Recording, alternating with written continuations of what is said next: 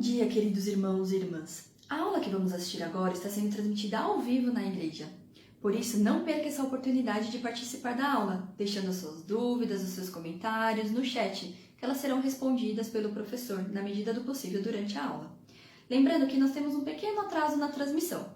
Então, se você deixar para escrever para nós no final da aula, talvez não dê tempo de ler o seu comentário ou a sua dúvida ao vivo. Mas não se preocupe, se isso acontecer, o professor vai responder a sua pergunta no próprio chat, por escrito. Vamos lá ver o que Deus tem para falar com você nessa manhã. Bom dia a todos, graça e paz em nome de Jesus. Deus seja abençoando o teu coração aí, no conforto do teu lar, nessa manhã bonita e gostosa que o Senhor preparou para os nossos corações. Baixa a tua cabeça, fecha teus olhos e aí mesmo, debaixo das cobertas, bem quentinho, sem perder a reverência desse momento, vamos orar ao Senhor. Amém? Pai Santo, Deus de bondade e misericórdia, nós te agradecemos por esta manhã, pelo privilégio que temos de nos ajuntarmos em teu nome. De um modo todo especial, Senhor, os queridos nas suas casas, nós aqui no templo, mas, meu Deus, na unidade do teu Espírito Santo, nós pedimos que o Senhor fale aos nossos corações nessa manhã e nos dê a sabedoria, Senhor, derramada do teu altar, para que possamos compreender a tua palavra e nos mergulharmos naquilo que tu tens para nós nesse dia. Abençoe-nos, ó Deus, em nome de Jesus.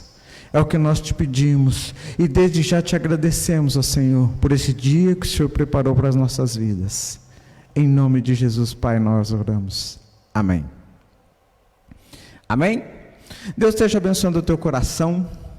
Nós vamos estudar nessa manhã a lição de número 7, o exercício do poder e o perigo emocional. Lição de número 7, o texto básico está lá em Salmo 62, 11, que diz: uma vez Deus falou, 2 vezes eu ouvi isto, que o poder pertence a Deus, que o poder pertence a Deus.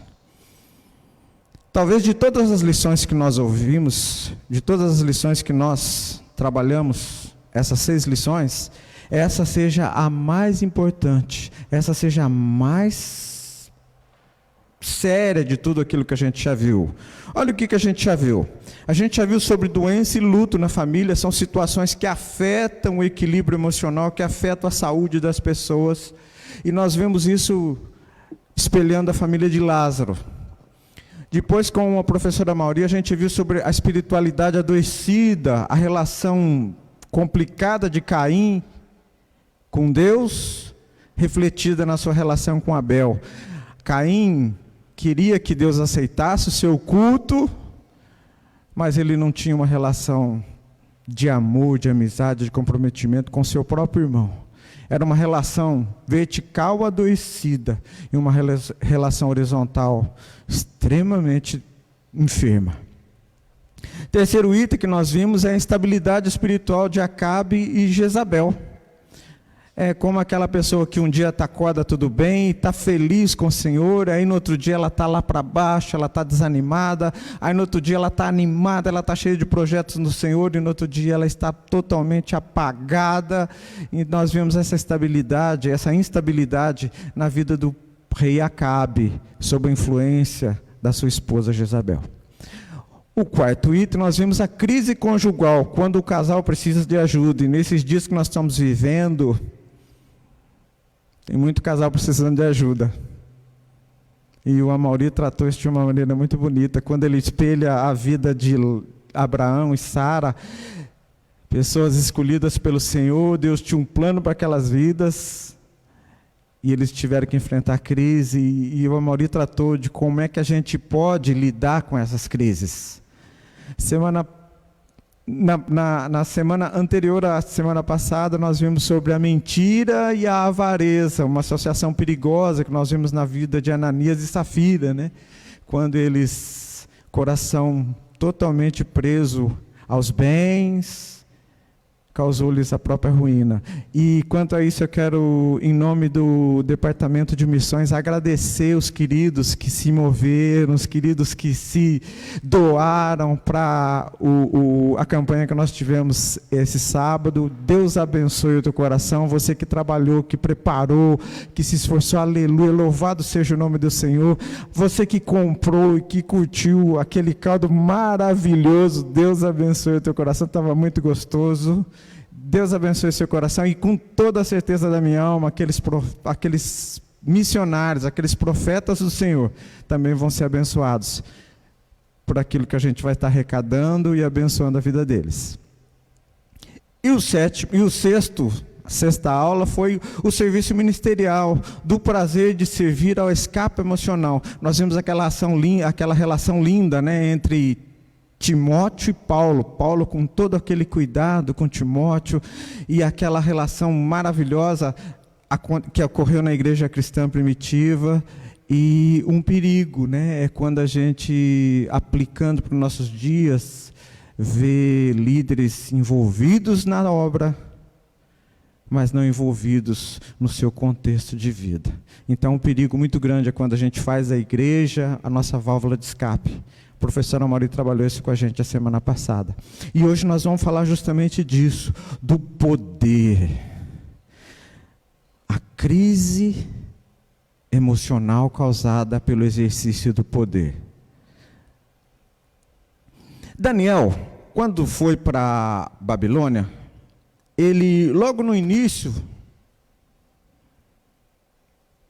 ele enfrentou uma situação muito difícil lá. O rei Nabucodonosor sonhou, e de manhã ele acordou e chamou todos os sábios e perguntou para eles: eu quero que vocês me falem o que eu sonhei e me dê interpretação. E os sábios se viram numa situação muito difícil, porque como é que eu vou adivinhar o que o rei sonhou? O rei conta o que ele sonhou e a gente diz o que quer dizer.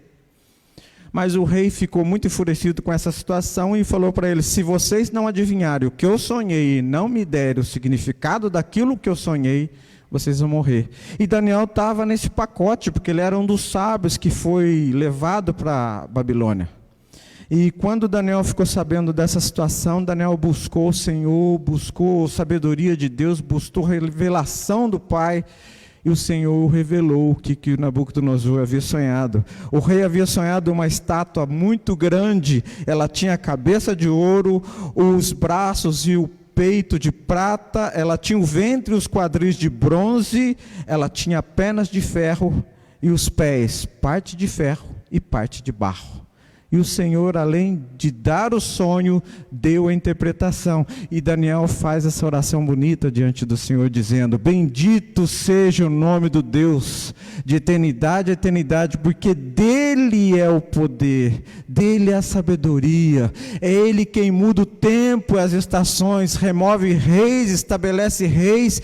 Ele dá sabedoria aos sábios e entendimento aos inteligentes. Ele revela o profundo e o escondido, conhece o que está em trevas. Com ele mora a luz. Daniel rendeu glórias e louvores ao Senhor e agradeceu. E através da vida de Daniel, as pessoas que estavam envolvidas naquele processo de morte foram resgatados para a vida. Uma vez Deus falou, duas vezes eu ouvi isto: que o poder pertence a Deus. Há dois perigos em relação ao poder, dois perigos terríveis. Talvez não seja esse o teu problema nessa manhã, mas esse é o maior de todos os perigos. Tentativas de usurpar o poder de Deus, a síndrome de Lúcifer. Tentativa de usurpar o poder de Deus foi a síndrome de Lúcifer. Ezequiel, capítulo 28, 11 a 17, ele conta um pano de fundo dessa história, de como é que isso tudo aconteceu.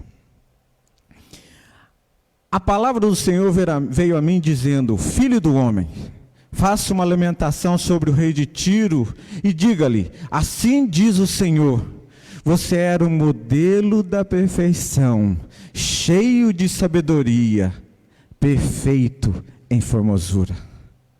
Você estava no Éden, jardim de Deus, e se cobria de todas as pedras preciosas, sárdio, topázio, diamante, berilo, ônix, jaspe, safira, carbúnculo e esmeralda. Os seus engastes e ornamentos eram feitos de ouro e foram preparados no dia em que você foi criado. Você era o querubim da guarda que foi ungido. Eu te estabeleci. Você permanecia no Monte Santo de Deus e andava no meio das pedras brilhantes. Você era perfeito em todos os seus caminhos, desde o dia em que foi criado, até que se achou iniquidade em ti. Lembra da semana passada, o Amaury contou a história de um personagem chamado Narciso, um personagem da mitologia grega, né? Que ele um dia olhou a sua face espelhada nas águas e se achou tão lindo, tão lindo, tão lindo, que se apaixonou por si mesmo e ficou contemplando a sua beleza e morreu. Porque ele não fazia outra coisa a não ser de contemplar-se a si mesmo. Você era perfeito em todos os seus caminhos, desde o dia em que você foi criado, até que se achou iniquidade em ti.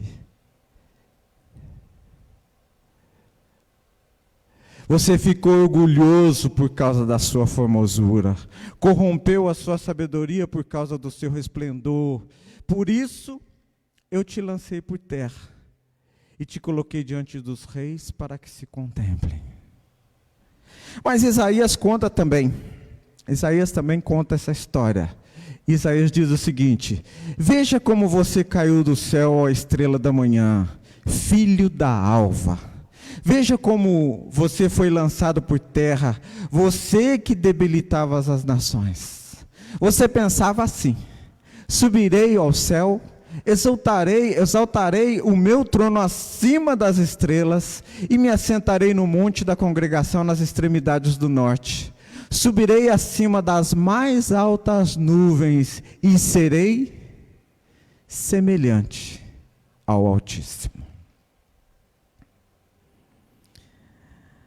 A síndrome de Lúcifer, querido, é a busca desesperada pelo poder, é o desejo da conquista.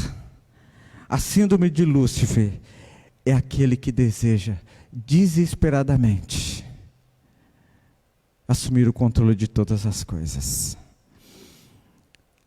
Os grandes da história da humanidade refletem esse afã do ser humano. Há um tempo atrás eu estava vendo a história de Hitler, o desejo dele desesperado por dominar o mundo. E curiosamente, o Japão, que era ser olhado, também queria dominar o mundo. E Mussolini lá na Itália também queria dominar o mundo. E muitos grandes e poderosos querem dominar o mundo. A síndrome de Lúcifer, esse talvez seja um dos graves perigos da humanidade. A síndrome de Lúcifer é quando o homem quer desesperadamente assumir o controle de Deus. Quando o homem quer ser igual a Deus. Talvez não seja esse o teu problema nessa manhã, né? Está aí na tua casa, muito gostoso, muito confortável. Não, Edson, nunca pensei em querer ser igual a Deus. É? Mas nós temos um segundo problema. Mas antes disso, eu gostaria que você atentasse bem para a definição do que é poder. O poder é uma palavra que vem do latim, potere. E seu significado remete-nos à capacidade de posse, ou faculdade de fazer alguma coisa. Bem como a capacidade, a condição de mando ou de impor a vontade. Isso é o significado da palavra poder. Agora, lembra que no perigo 1 você me falou assim, não, Edson, eu nunca quis ser igual a Deus. E eu falei para você, não, tá? Mas agora eu gostaria que você olhasse no quadro aí, dá uma olhada aí. Qual desses aspectos de poder você considera o mais difícil de controle? Nós temos 3 aspectos e nós vamos estudar agora, nesta manhã, sobre o perigo 2, é o exercício do poder e a crise emocional. É quando eu tenho que exercitar o poder, é quando eu tenho a faculdade de mando, é quando eu tenho a condição de domínio. E aí eu tenho esse segundo aspecto que é extremamente perigoso também. Talvez você nunca tenha desejado ser como Deus. Mas eu gostaria agora que você pensasse sobre esses 3 aspectos. Aspecto 1, a autossuficiência. Aspecto 2, a condição de autoridade. E o aspecto 3, a riqueza. Qual desses 3 aspectos você acha mais difícil de ser controle? Pensa aí. E se puder, vai lá no chat, conta para nós. Nós vamos estar trabalhando sobre isso. Aqui nós vamos demorar um pouquinho. Quando eu olhei o primeiro aspecto, eu achei, bom, acho que ninguém lá na minha igreja quer ser igual a Deus. Acho que ninguém que vai estar assistindo esse vídeo vai ousar ser igual a Deus, né?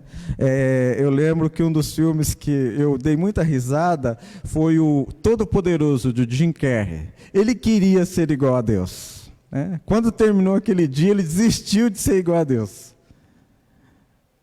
Mas lidar com o poder que Deus nos concedeu, aí a coisa começa a ficar um pouquinho complicada. Nós vamos descomplicar isso nessa manhã, tá bom? Então pensa aí, qual desses 3 aspectos você acha mais difícil de trabalhar? A autossuficiência, a autoridade e a riqueza, tá? Nós vamos explicar sobre os 3 aspectos, mas eu gostaria que você aí já pensasse a respeito disso. Temos alguém aí já? Não? Não? Então corre lá para o chat, vai lá, né? Não sei como é que funciona direitinho, mas vai lá, conta para nós, tá bom?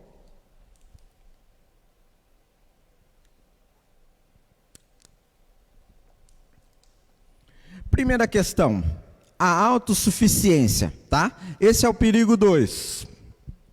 O exercício do poder, o perigo da crise emocional. E nós vamos lembrar de um personagem, quando a gente viu na lição, a lição propunha o estudo da vida do rei Saul, tá? Mas eu estava analisando, Salomão ganha muito do rei Saul, em todos esses aspectos. Então eu falei, vamos pegar já o exemplo assim, da pessoa que está lá mais no topo do negócio, né? Saul estava meio assim, mediano. Salomão não, Salomão foi para as cabeças, tá bom? Então vamos usar o exemplo de Salomão. Primeira questão que eu gostaria de trabalhar com vocês, queridos. A autossuficiência é o poder para viver sem depender de ninguém, tá? A autossuficiência é aquela condição humana de que eu faço e aconteço. Não preciso de alguém para me ajudar, eu faço, eu fiz, eu aconteço. Se você for olhar lá em Eclesiastes capítulo 2, Salomão começa a trabalhar seu discurso, e um dos aspectos da vaidade dele é contar que ele fez e ele aconteceu, tá? Então o autossuficiente é aquele que faz. Vamos pegar um exemplo bem prático nosso hoje. Hoje você que está aí já se preparando para fazer o almoço, né? Você, dona de casa que está aí preparada para fazer o almoço, você já planejou o almoço, espero, né? Ou já planejou onde vai encomendar o almoço. Você já de alguma forma já idealizou isso, não pediu opinião para ninguém. Você põe lá na mesa, o marido vai comer aquilo que você pôs na mesa, os filhos vão comer. Então, nessa situação, você está no controle. E as nossas vidas, se a gente for avaliar isso com calma, Muito das nossas situações a gente pensa que está no controle, né? Você estuda, faz concurso, passa, e depois você pensa, bom, agora eu estou no controle, né? Até que vem a crise da pandemia, os órgãos param, não contrata mais ninguém, e aí você fica pensando, ixi, agora? Até então eu estava no controle, né? Estava dirigindo a minha vida. Então a autossuficiência, queridos, é um dos aspectos extremamente perigosos da nossa vida. Porque a gente vai caminhando, a gente vai se envolvendo, a gente vai decidindo, a gente vai resolvendo, e de repente a gente não para pensar que a gente deve buscar a direção do Senhor para as nossas decisões mais importantes. Isso fica meio que no automático das nossas vidas, e isso começa a ficar perigoso justamente por isso. A gente começa a não mais pedir opinião do Senhor para as coisas que a gente pretende fazer, que a gente quer fazer, que a gente idealizou fazer. E aqui começa a crise. E aqui começa a nossa dificuldade. Eu posso levantar de manhã e planejar o meu almoço, mas há decisões muito sérias nas nossas vidas. E para essas decisões sérias, com desdobramentos para a eternidade, com consequências muito graves, nem sempre nós pedimos a opinião do Senhor. Ou o que é pior, muitas vezes nós pedimos a opinião do Senhor, Ele dá a opinião dEle, porque Ele foi consultado, e nós não fazemos, e nós não cumprimos, e nós não relevamos. E aí vem a crise emocional. Lembro de uma irmã que o casamento se arrebentou. E essa irmã era muito crente, é muito serva de Deus, é muito séria naquilo que ela se propõe diante do Senhor, uma mulher de oração. E eu não consegui entender muito aquelas crises, uma separação, uma vida de oração, eu não consegui encaixar as coisas. E um dia a gente estava conversando, estávamos compartilhando as nossas dificuldades, as nossas crises, as nossas lutas. E aí entramos nesse caminho e eu perguntei para aquela senhora, deixa eu entender, o que deu errado? E aquela senhora abriu o coração para mim. Na fase do namoro, ela sentiu que alguma coisa não estava batendo entre a relação dela com Deus e o namoro. E ela fez uma oração muito importante diante do Senhor. Senhor, eu não estou segura desse relacionamento, ele está caminhando para um noivado, ele está caminhando para um casamento, e eu gostaria que o Senhor mostrasse a tua vontade, se isso realmente é da tua aprovação. E o Senhor mostrou para ela que aquilo não era da aprovação dele. Adolescente, jovem, é fogo. O Senhor, uma vez Deus falou, duas vezes ouça o que Deus falou.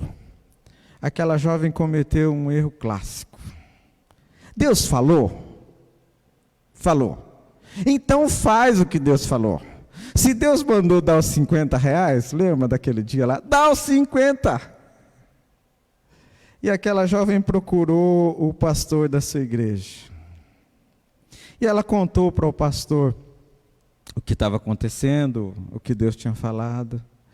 E aí, queridos, o pastor falou para ela assim, eu me lembro bem do jeito que ela me contou. Não, minha irmã, não é bem assim não. Não é bem assim que Deus disse. Já ouviram isso? Não é bem assim que Deus disse. E aquela jovem casou, foi um casamento extremamente difícil, muito sofrimento, até que ele não deu mais. Ele falou, eu sabia, Edson, eu sabia qual era a vontade de Deus. Eu sabia que Deus não estava aprovando aquilo. Mas a autossuficiência. Há situações na nossa vida, querido, que a gente tem que procurar, porque se der errado, a gente tem para quem reclamar. Nunca vai dar errado. Eu brinco sempre isso em casa, né? Se Deus mandou fazer, nunca vai dar errado. Porque se desse errado, você teria para quem reclamar. Chegar lá diante de Deus, o Senhor mandou fazer e deu nisso que deu. Nunca, nunca. Então, a autossuficiência, queridos, é um poder terrível que Deus nos concede de decidirmos as situações, mas nem sempre Ele está provando a situação. Um exemplo clássico disso é justamente o reinado de Saul. Deus não queria Saul para dirigir Israel. Saul não era plano de Deus. E houve uma crise entre Samuel e o povo, porque o povo queria um rei, e Deus não queria rei naquele momento, e Samuel vai conversar com o Senhor, e o Senhor fala: Samuel, eles não estão rejeitando a você, eles estão rejeitando a mim. Então dá o rei para eles. E Saul foi um desastre. Porque Deus tinha no coração dele Davi e não Saul. Mas Deus permitiu. Muitas vezes a gente não entende que Deus respeita a nossa autossuficiência, queridos. Mas ela dá errado.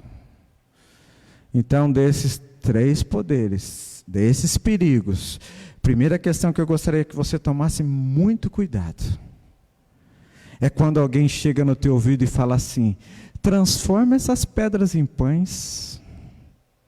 Você não está com fome? Lá em Mateus 4, Satanás chegou para Jesus e falou: transforma essas pedras em pães, seja autossuficiente. Resolva o teu próprio problema. Resolva o teu próprio problema. Nós não temos poder para isso. Deus pode resolver os nossos problemas. E quando Deus está no controle das nossas vidas, quando nós permitimos que a nossa suficiência vem do Senhor, não tem crise. Então, o primeiro aspecto que eu gostaria que você guardasse muito no teu coração, isso é difícil de controle, queridos. Porque a gente vai caminhando no automático, a gente vai caminhando, a gente vai decidindo, a gente vai fazendo, a gente vai acontecendo, e de repente a gente tem que parar e falar: Senhor, peraí, para onde eu estou indo e para onde o Senhor quer que eu vá? E há muitas situações nas nossas vidas que a gente parava ter que revisar isso aqui, voltar e permitir que Deus retome o controle. Que Deus retome o controle. Segunda questão é a autoridade, o poder de imposição de vontade. Eu estava analisando sobre isso aqui e fiquei pensando, eu não sei se eu tenho esse negócio, né? Autoridade, o poder de impor a minha vontade, né? Quem me dera, né? Mas você já foi atendido por alguém numa loja quando foi comprar sapato? E aí você fala para ele assim: eu quero ver aquele lá. O que ele faz? Busca. Você já parou no ponto de ônibus, deu com a mão assim e o ônibus parou? Isso é autoridade. Tá? Isso é o exercício da autoridade. Talvez em menor, maior escala. Quando você fala para o teu filho assim: vá tomar banho. E ele vai tomar banho. E ele vai tomar banho. Isso é autoridade. Quando você chega para o marido e fala assim: marido, eu quero isso, isso, isso, isso, isso, e o marido faz assim para você, ó, isso é autoridade. Então, queridos, discretamente nós exercemos autoridade nas nossas vidas. Aqueles do trabalho que têm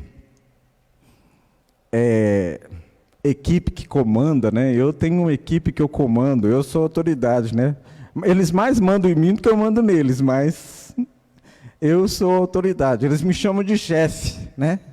Lembro quando eu estava no banco, teve um subordinado que brincou comigo e falou: chefe, você não pode fazer assim, você não pode ser assim, ninguém vai te respeitar desse jeito, cara. Você tem que se impor como chefe. Eu sempre imaginei que a autoridade não se impõe, se conquista, né? Eu acho isso muito mais fácil. E eu lembro que eu brinquei com o Rubão, falando: não, Rubão, quando precisar eu pego o porrete e a gente resolve as questões. Houve algumas situações que eu precisei pegar o porrete mesmo, mas, né? Autoridade é uma coisa que Deus nos dá e que a gente tem que ter muita sabedoria para exercer em nome de Jesus. Muita sabedoria. E essa questão, queridos, quando você vai olhar na vida de Salomão, há uma situação na vida dele que chega uma mulher, 2 mulheres, uma criança, e Salomão ia decidir o que ia fazer com aquela criança. Uma dizia que era mãe, a outra dizia que era mãe, e Salomão está diante daquela situação pensando assim, bom, as duas estavam no mesmo quarto, uma deitou em cima do filho e matou, a outra está falando que o filho é dela, a outra está não falando, me traz uma espada aqui, vamos dividir a criança no meio, e aí cada um leva um pedaço. Uma delas falou, isso mesmo, vamos dividir essa criança então.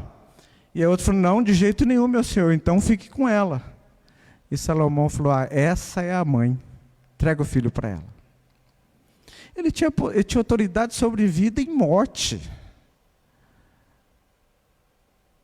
Mas ele exerceu ela de uma maneira muito triste. Muitas vezes, queridos, nós não avaliamos isso. Nós temos autoridade sobre a vida daquele que está ao nosso derredor.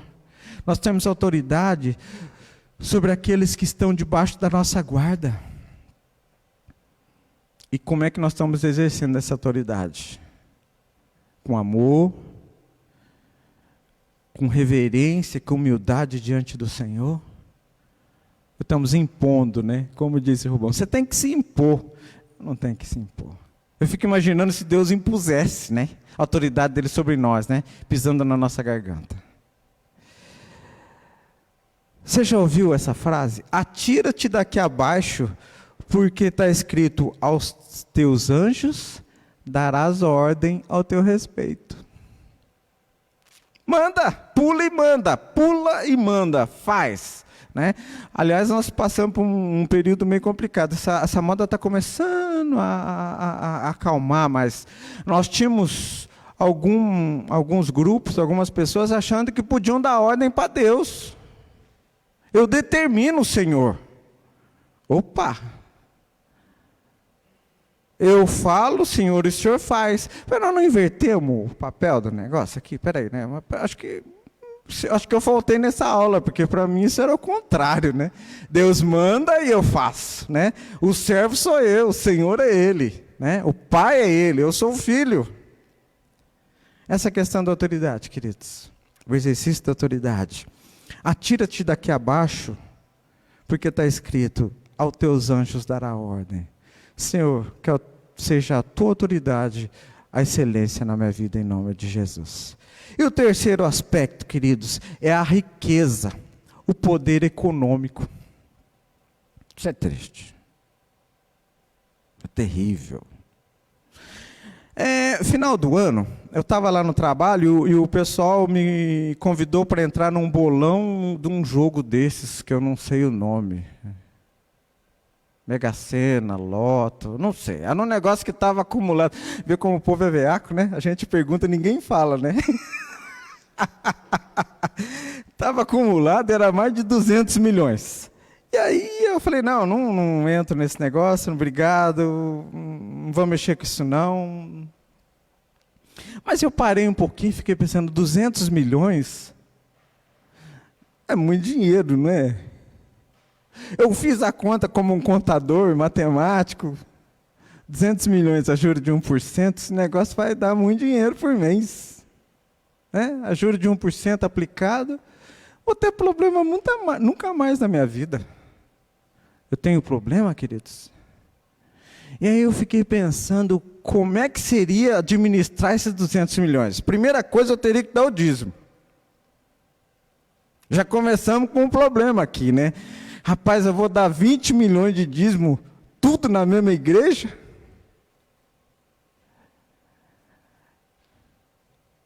Como é que eu vou lidar com isso? Então eu vou repartir esses 20 milhões. Para que igreja eu vou dar? Além da minha, que eu frequento. E depois, como é que eu vou fazer com os meus filhos? Se um deles é sequestrado, como é que eu vou resolver essa situação? Porque vou ter que tirar os meninos do serviço. Vou ter que arrumar segurança. E aí eu fui numerando as situações e fui criando situações para a minha vida. Falei, Senhor, muito obrigado, meu Deus. Porque eu espero nunca ter 200 milhões. Jesus, me livre disso. Que vida boa que eu tenho, Senhor. O dinheirinho que chega lá todo mês, dá para suprir, sobra um goliquinho. Deus, que coisa boa, que vida gostosa. Né? A gente comeu aquela pizza fininha que deu para comprar esse final de semana e foi uma alegria. Nos divertimos muito com aquele negócio fininho. Recheio gostoso, a massa deliciosa. Que bom. Rico não tem esses negócios, rico não passa essa dificuldade nenhuma. Mas passam outras dificuldades terríveis. O poder econômico, querido, talvez eu fique olhando na vida de Salomão, foi uma das crises mais terríveis de se administrar. Terrível. Você conhece algum rico humilde?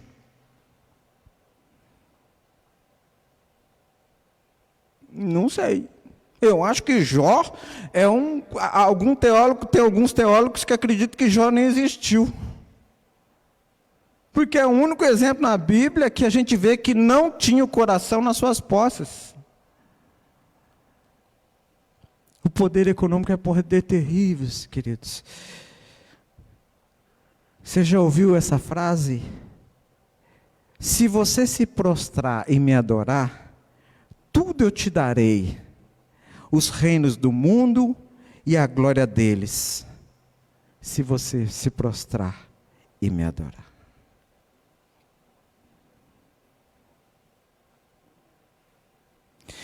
Uma das coisas que mais me chamou a atenção nesses dias de crise foi a morte do presidente do Conselho do Banco Santander. Ele pegou Covid-19 e ele morreu.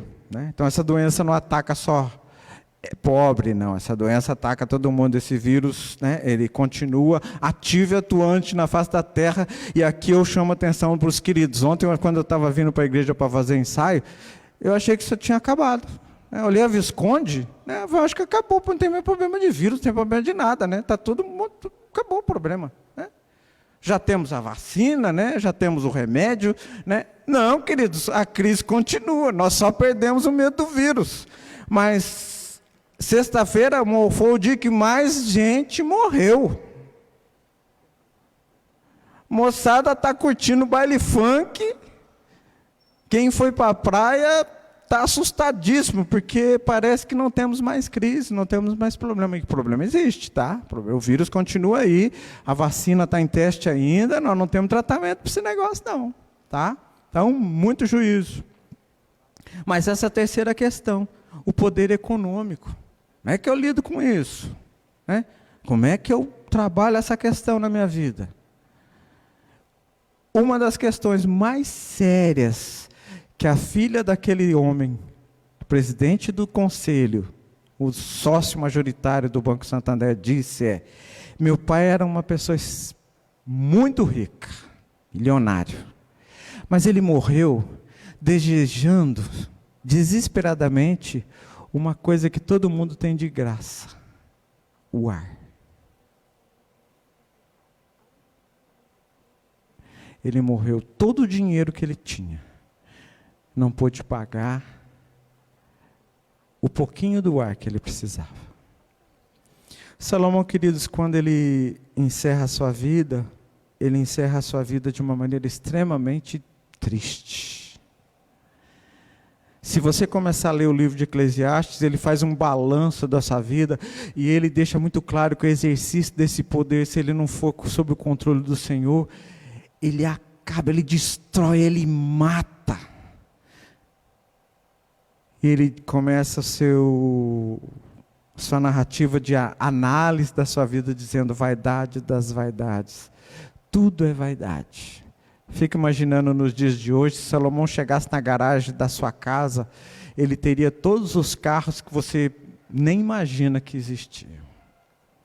Salomão foi um homem que teve muito dinheiro, muita riqueza. Uma das coisas que me chama a atenção é que quando ele fez doação para o templo, ele doou escudos de ouro batido, 12 escudos. Salomão diz que ele não teve vontade de coisa alguma, tudo que os olhos dele desejou ele teve.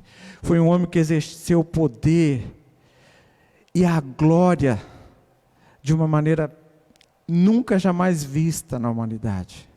E ele termina dizendo assim: vaidades das vaidades, é tudo vaidade, é correr atrás do vento. E essa é a conclusão que eu gostaria de deixar para os queridos nessa manhã. Vaidade das vaidades. Eu espero que não esteja nessa manhã você também correndo atrás do vento. Tem participação aí? A gente tem aqui o comentário da irmã Elaine Lago. Ela diz que, ao exercer autoridade, deveríamos imitar a Cristo. Exatamente, né? A irmã Marlene Alexandroff também diz: para mim, a maior dificuldade é lidar em exercer autoridade. Tenho sempre medo de ser autoritária e, com isso, às vezes, deixo de exercer o meu papel. Que ela nunca perca o medo. Exatamente. A irmã Marli também diz que a autossuficiência não permite que vejamos o realizar de Deus nas nossas vidas. Nossa. E Deus é soberano sobre todas as áreas das nossas vidas. Muito bonito. Amém. Amém, amém. Irmã Ana também diz: todo poder pertence ao Senhor. Amém. Uma vez ele disse, 2 vezes eu ouvi: o poder pertence a eles. Vamos tomar uma vacina nessa manhã? Vamos tomar uma vacina contra essa situação terrível? Vamos, Marlene, tomar uma vacina para perder o medo? Vamos lá? Filipenses 2, 3-8 e 13. Olha lá, olha que vacina maravilhosa. Toma essa vacina aí, não vai ter problema, tá? Nada, não façam nada por interesse pessoal ou por vaidade, mas por humildade, cada um considerando os outros superiores a si mesmo, não tendo em vista somente os seus próprios interesses, mas também o dos outros. Tenham entre vocês o mesmo modo de pensar de Cristo, que, mesmo existindo em forma de Deus, não se considerou igual a Deus. Mesmo existindo na forma de Deus, não considerou ser igual a Deus como algo que deveria ser retido a todo custo. Pelo contrário, ele se esvaziou, assumindo a forma de servo, tornando-se semelhantemente aos seres humanos, reconhecido em figura humana. Ele se humilhou, tornando-se obediente até a morte, e morte de cruz. Por quê? Porque é Deus quem efetua em vocês tanto o querer como o realizar, segundo a sua boa vontade. Deixa Deus no controle da tua vida, queridos. Deixa Deus comandar a tua autoridade. E que Deus seja a tua riqueza em nome de Jesus. Amém? Tudo bem? Tudo bem, Evelyn? Tudo jóia? Evelyn vai orar por nós então, nos abençoando no encerramento dessa manhã. E Deus esteja abençoando o teu coração. Evelyn? Senhor Deus e Pai, muito obrigada, Deus, por essa oportunidade maravilhosa que o Senhor nos dá de estarmos estudando a Tua Palavra, Pai. Que o Senhor esteja abençoando ricamente a vida dos nossos professores da Escola Dominical, Pai. E que eles continuem trazendo essas palavras que tocam ao nosso coração, ó Pai. Senhor Deus, que a gente possa não somente ouvir, ó Pai, mas que a gente possa colocar em prática, Deus, tudo aquilo que a gente tem aprendido, ó Deus. Que o Senhor seja Deus nas nossas vidas, ó Pai, que toda a autossuficiência, todo o desejo de poder, ó Pai, seja caído por terra, ó Pai, e que o Senhor tenha todo o guia da nossa vida, ó Pai. Colocamos nossas vidas nas Tuas mãos, ó Pai, que o Senhor continue nos abençoando, nos guiando, ó Pai. É que eu te peço e te agradeço em nome de Jesus. Amém.